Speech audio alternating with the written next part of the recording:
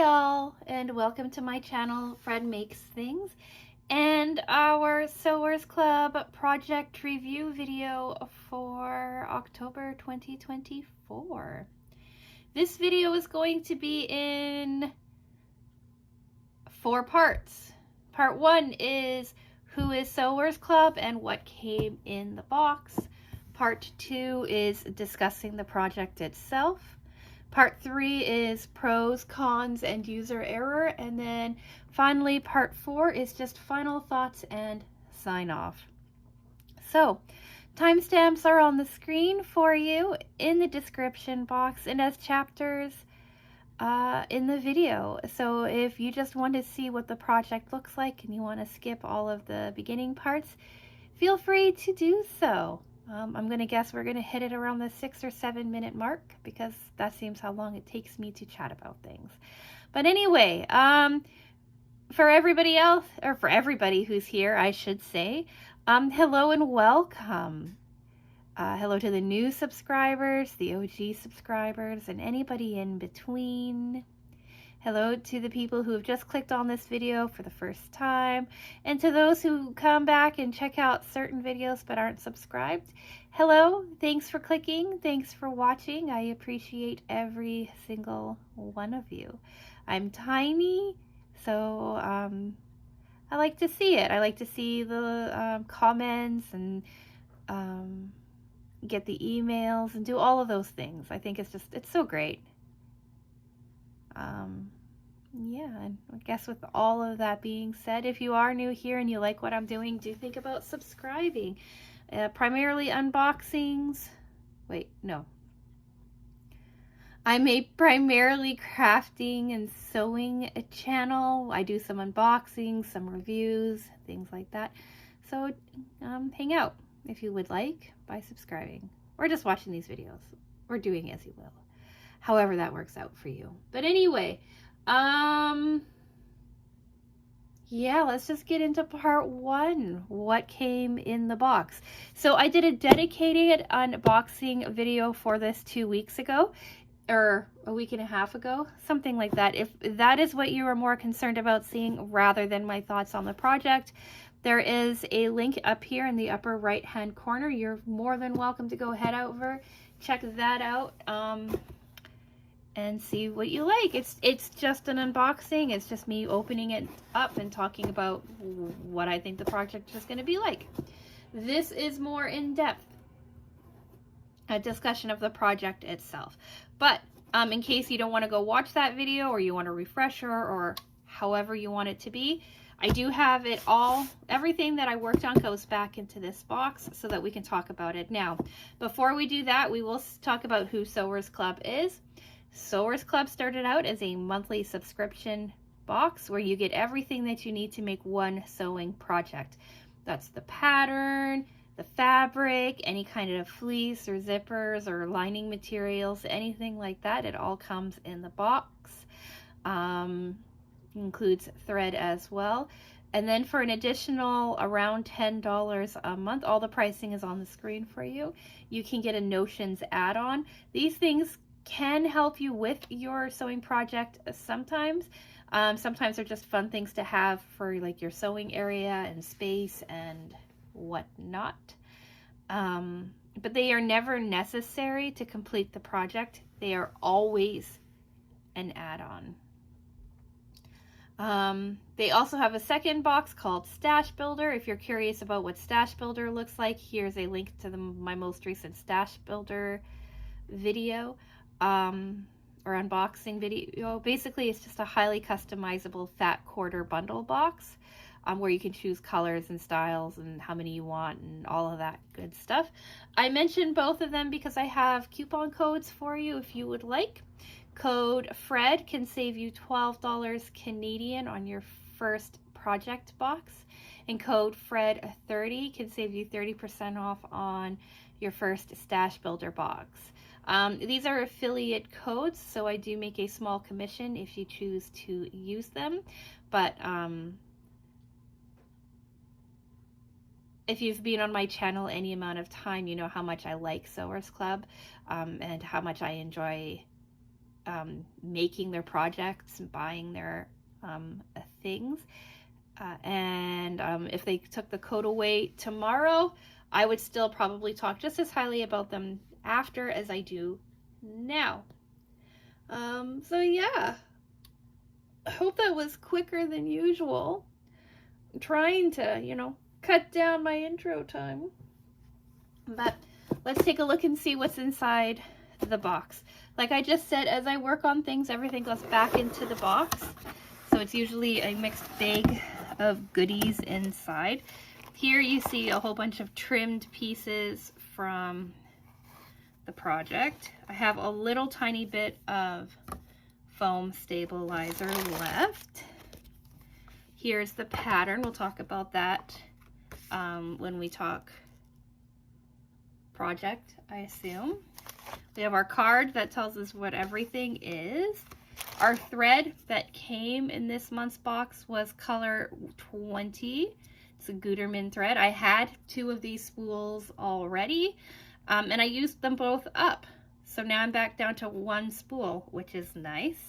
Because I only had like half of a spool and like a third of another spool, so it was kind of nice to finally clear all of that out. And then this is what I have left of the fabric. This was a Fat Quarter friendly box, which was nice. So I have a bit of stuff left. I have almost a half a Fat Quarter of this yellow material left.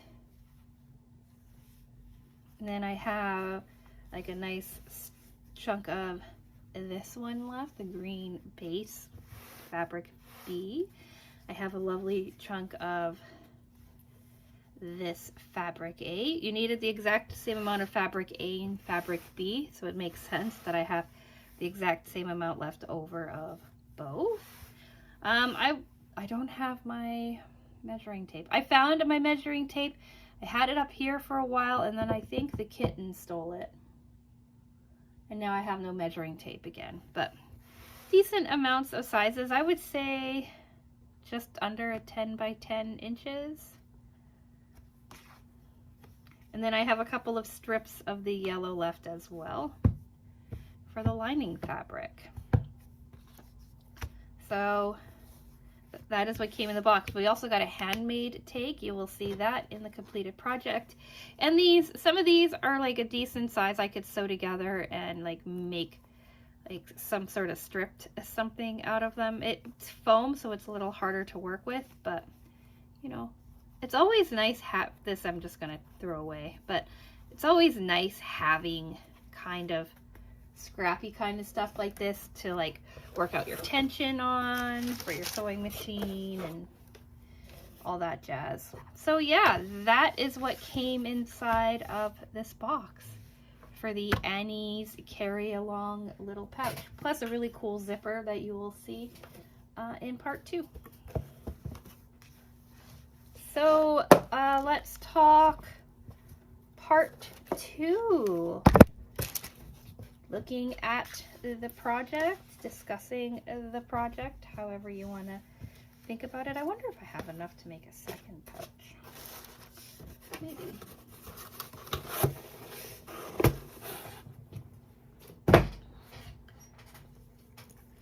So here's the pouch. It's a take on a traditional boxy pouch. All of the steps for it are the same as a boxy pouch until the very end. So I really liked it. Here's the front. Here's the back. Here's the top. You had 2 zippers, 2 zipper pulls, so it can open up nice and wide with these zippers that are really, really pretty. Here's the bottom. It's like a beautiful deep green. It's a bit desaturated, which I really, really like.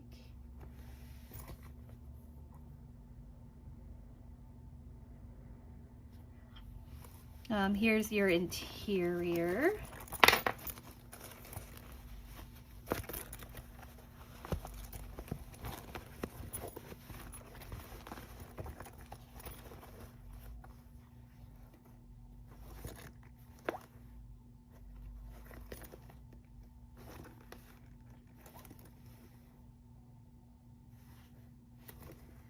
So I really like this yellow, right? I like having pops of color on the interior that are light enough that you could see what's inside of your pouch, but not white, so that if you throw something in here and it gets a little dirty, you don't notice it as much.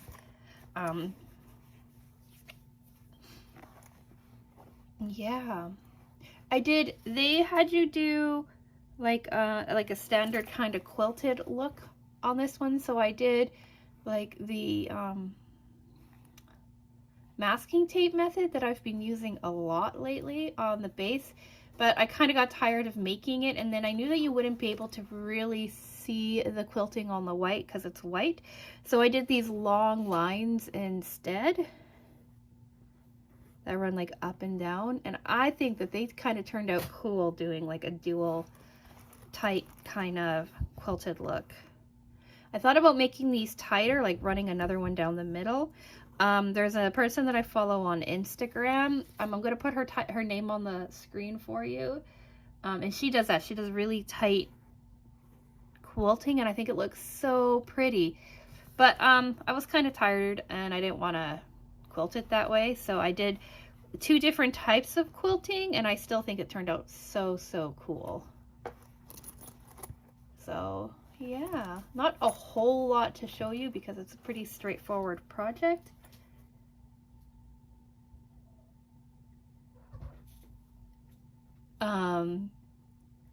So yeah, I have a visitor. Do you see a paw? See a second paw? Yeah, that's Junior. He has no respect for boundaries. Come here, little one.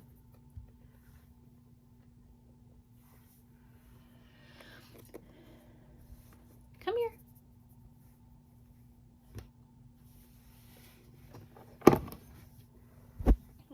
We'll say that's cat interlude over. But yeah, really cute little bag. It is little. Here is a pen, right? It's the length of a pen. Here's a small pair of scissors. Here's a cat lady sticker, right? So like it's a tall box and it comes in on the sides, right? So it's like this fun shape. So it'll hold a whole lot, but I wouldn't call it like a toiletry bag. I would think it's a little too small for a toiletry bag. Here are some allergy medicine that expired in March. So yeah, I like it. I like this little bag. I see that our kitten has joined us again. If you want to know the story of how this little dude came into my life, I will give you a link to that video up in the corner if you so chose. That thump was him jumping off of my shoulder because he has a death wish. Anyway, part 3, pros, cons, and user error. Pro, I really like this bag. I really like the size of it. Shockingly enough, I like how much structure this bag has.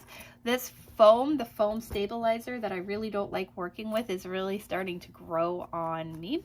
It's a really firm bag, right? Like it stands up on its own really well, and it holds its shape really well. And I think for a bag that like relies on its interesting shape, that's really a really good thing to have. It also needs that foam structure because of how heavy these zipper pulls are. Like if I had like just traditional fusible fleece in here, I think that the pulls would pull it down a bit, but because it's foam, it holds itself really well. Like you can see it like really well. I like the attention to detail with this little handmade take. I think that's great. I like their attention to like making sure that all of your like seams touch and wrap around. That's specifically in the instructions, and I think that it really helps kind of keep the look of this bag as nice as it is. I also like how it's a take on a boxy pouch. So when I was putting this together, every single step up until the very last couple of steps, right? So cutting, sewing, fusing, quilting, right? They walked you 8 steps for quilting. You made it bigger and then you trimmed it down. The exterior assembly is exactly the same as it is for their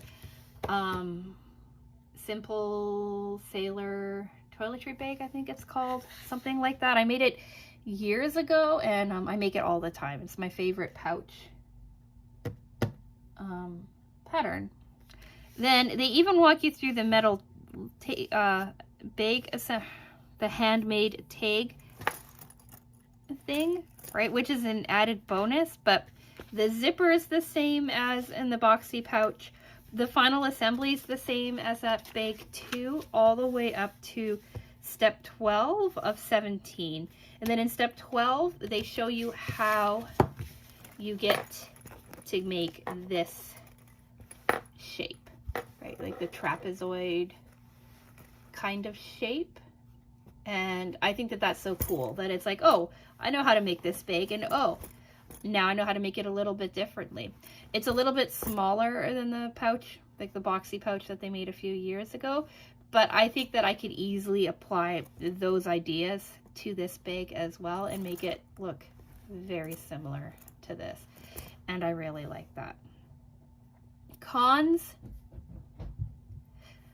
There normally would only be me complaining about the foam stabilizer, but the foam worked so well for me this time that I can't complain about that.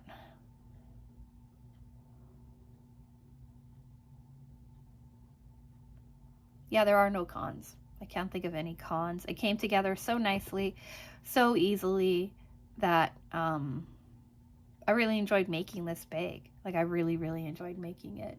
User error. There's only one, and that is on this corner here. It doesn't line up properly. I was careful. I followed the instructions and everything on how to make sure all of your corners lined up, but for some reason, this one right here did not. I didn't even have to like tear anything apart or do anything. Everything came together really well on the first try.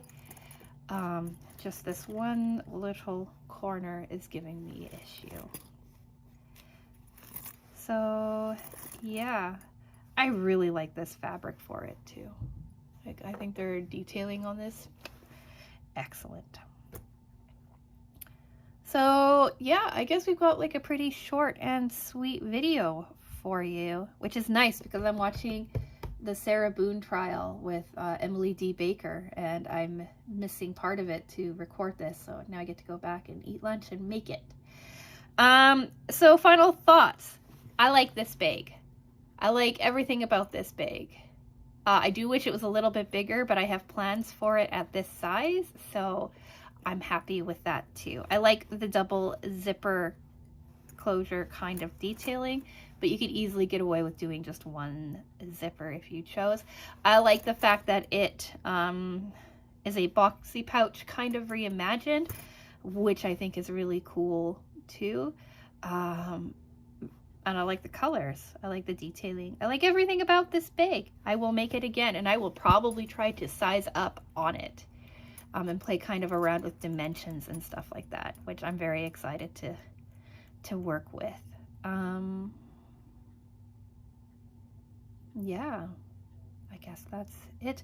If this is something that you are interested in, I will take a quick look at Sewers Club when I'm editing and see if they have any of the if the pattern is available yet, or if they have any left over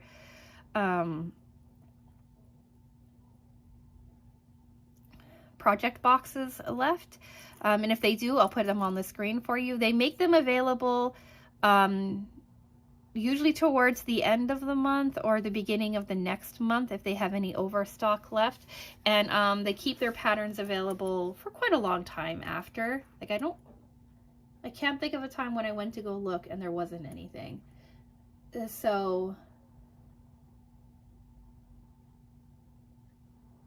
yeah, I'll let you know on the screen whether or not they have any left and whether or not you can pick it up for yourself. And yeah, so what do we have coming up? Friday is our first sticker by number time-lapse video in a while. Monday is our crochet review video. I am so far from completing the project, but whatever, we'll make it work. Wednesday is a sewing video that I have yet to make or decide on what it's going to be. And then Friday is going to be more time-lapse. So if any of that interests you, do think about subscribing. Like the video if you've made it to the end of this one. And I am going to go. It's time to make lunch and get back to trial watching and crocheting. So with all of that being said, I'm going to say thank you so much for watching, and I will talk with you again soon.